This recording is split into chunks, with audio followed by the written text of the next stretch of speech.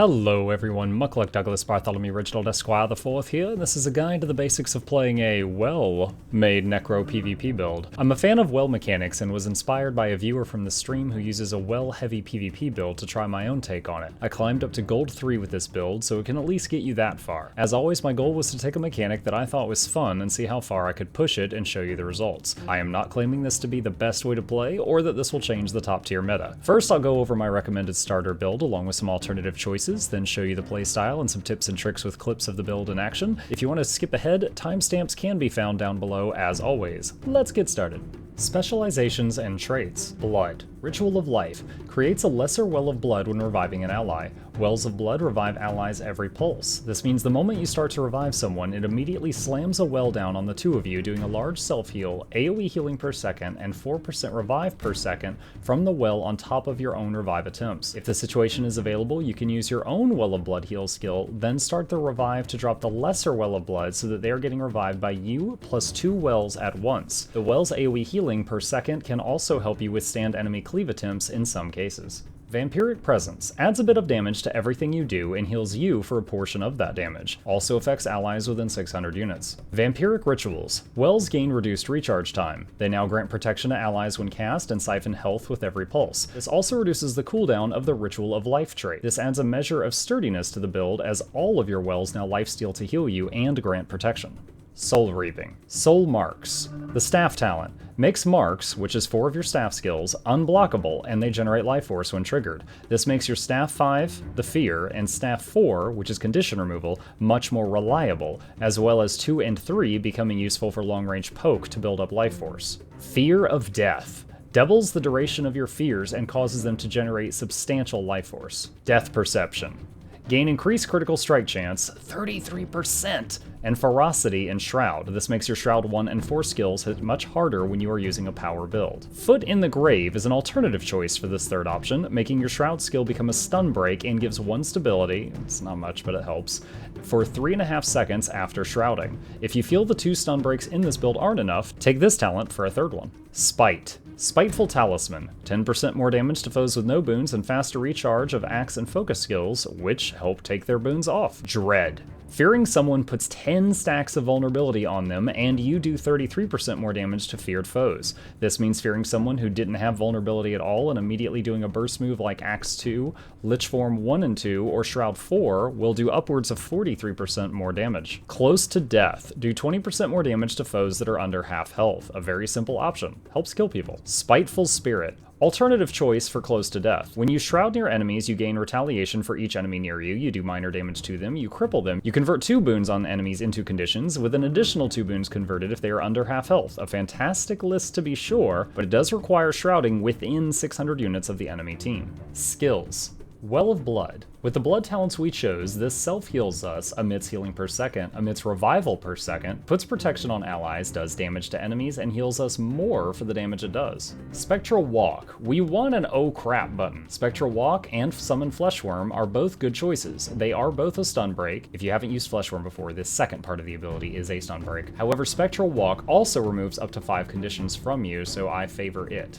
Well of Power. A stun break, pulsing damage, pulsing lifesteal, pulsing might, converts up to 5 conditions on allies into boons. This means that throwing this underneath yourself in a dicey situation is a stun break, a protection, condition removal, and also some small healing if the enemy is in range. Well of Corruption. Corruption has the protection and lifesteal benefits thanks to our talents, also does power damage, and converts boons on foes into conditions every second for 5 seconds. A nasty skill when a bunch of people are fighting on an objective. This well is unblockable. Well of Suffering. This is an alternative option to Well of Corruption. Suffering does double the base damage of Corruption, has the same well traits boosting it for lifesteal and protection, does vulnerability stacks on everyone in the area every second, is unblockable, lasts 6 seconds, up from 5 of other wells, and has 24-second cooldown with our traits, the shortest of all the well cooldowns. This means if you choose to use this well, it has the most potential uses in a fight. You will miss the boon removal of Corruption, but sometimes slapping 20 stacks of vulnerability on everyone in a team fight can completely win the fight on its own. Use it at your discretion. The ultimate. Lich Form. The Coup de Grace. Lich Form turns you into a Lich.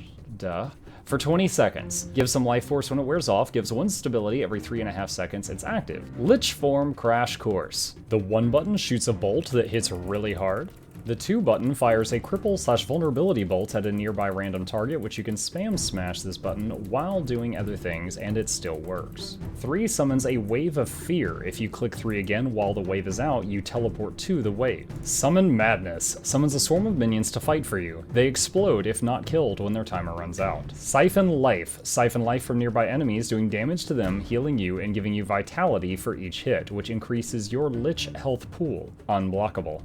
Weapons. Axe Focus, Big Burst, and Boon Removal. The quick summary is Axe 2 is one of your burst moves. It hits very hard for such a short cooldown. Axe 3 cripples and converts boons on up to 5 nearby enemies into conditions. Focus 4 is a weak projectile that builds life force for Shroud. Focus 5 is a 1200 range hit that chills and removes 3 boons, doing more damage the more boons they have. Because of the long range, chill, and the fact that it isn't a projectile, this is great for catching a fleeing target you are pursuing. Staff. The staff isn't for damage, it's for utility. You can spam 1, 2, 3 on the enemy from long range to build up Shroud. Using 4 on an enemy gives 3 of your conditions to the enemy. Note, you do not have to be in the circle, just them. And Staff 5, with our talents, is an unblockable 2-second fear on up to 5 targets. Amulet. Marauder or Demolisher. Both give power, precision, ferocity, but Marauder gives vitality, which is more health and more Death Shroud life force, which scales off of our vitality, and Demolisher gives toughness. My default is Marauder because of the Shroud scaling, but swap to the demo if you think you are fighting a power-heavy team. Sigils. For Axe and Focus, I use Exposure for more vulnerability and burst, and Agility for the quickness and swiftness. Staff Sigil, I use Agility again, and Escape so that I could swap to Staff when I need to get away from an enemy. I like having the option of breaking out of movement impairments by simply swapping to the weapon, which triggers the sigil, fearing my attacker if I can with Staff 5, and backing away to regroup. Runes. Rune of the Traveler. This build needs mobility somewhere, so I'm currently running this. Note, you could run Warhorn instead of Focus and rely on Warhorn 5 for mobility, allowing you to run another rune. I personally didn't like this because if the swiftness got removed from me, I was moving at a crawl until the Warhorn 5 cooled down again, but it is an option. A few tips and tricks. Build life force from a distance with staff 1, 2, or 3, look for an opportunity to staff 5, then immediately weapon swap axe 2 for big damage. Drop Well of Corruption under enemies to corrupt their boons. If they are close to you, make sure the circle touches you so you get protection.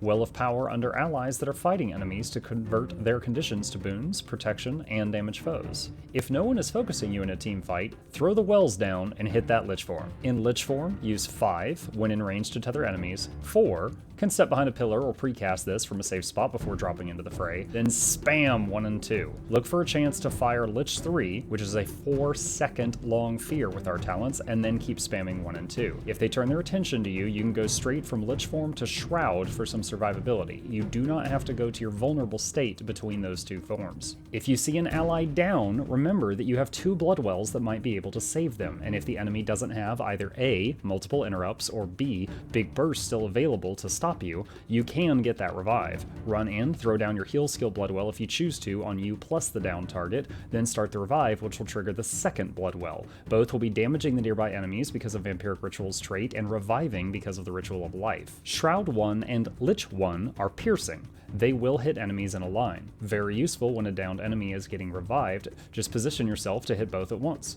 Shroud strats. Remember your Shroud Fear is instant cast, but it will interrupt Shroud 4. Typically, I like to use 5, 3 to Fear, then 4, and if possible, step behind a pillar or obstruction because 4 can hit through walls. Spectral Walk jukes. If you're at an area with a drop-off, you could Spectral Walk, leap off, and if enemies follow you, hit it again to teleport back up. If they don't follow you, keep running. It's a classic, but if you're new to Necro, look for terrain to use this to your advantage on to stay alive. In short, support the team with wells, look for opportunities to use your fears, Staff 5, Lich 3, or Shroud 3, then burst the feared targets with Axe 2, Shroud 4, or Lich 1 and 2.